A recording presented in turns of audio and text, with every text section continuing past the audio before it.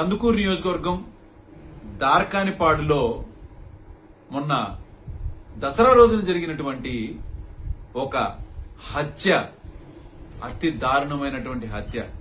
దాని మీద ప్రభుత్వం ఎక్కడా స్పందించలేదు. 20 రోజులు అయిపోతున్నా కూడా మరి కొంతమంది కాపు నాయకులే గాని నేనే గాని దాన్ని పూర్తి స్థాయిలో వెలుగులోకి తీసుకొచ్చిన తర్వాత ఇవాళ ప్రభుత్వం, ముఖ్యంగా మన హోంమంత్రి అనిత గారు నిన్ననే వచ్చి వాళ్ళని పరామర్శించి అన్ని వివరాలు తెలుసుకున్నారంట.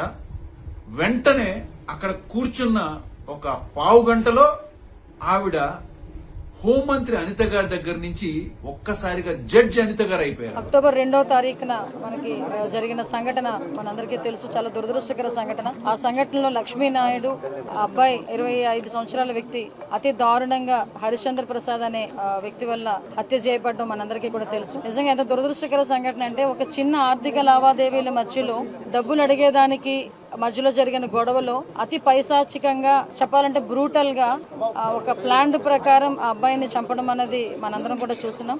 ఆవిడ ఫైనల్ నివేదిక అప్పటికప్పుడే ఒక జడ్జిమెంట్ ఇచ్చేసింది. అక్కడ ఏం జరిగింది అనేది చిన్న పాయింట్లు చెప్తాను చూడండి.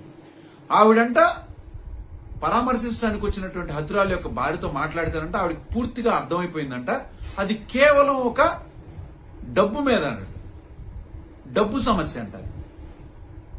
డబ్బు లావాదేవీల విషయంలో ఈ మర్డర్ జరిగిపోయిందంట, ఇంకేమీ లేదంట అక్కడ. అందరూ దాని చిన్న విషయాన్ని, దీన్ని కులాలు, మీరందరూ కూడా కుల రాజకీయాలు, దీన్ని రాజకీయాలు చేయకండి.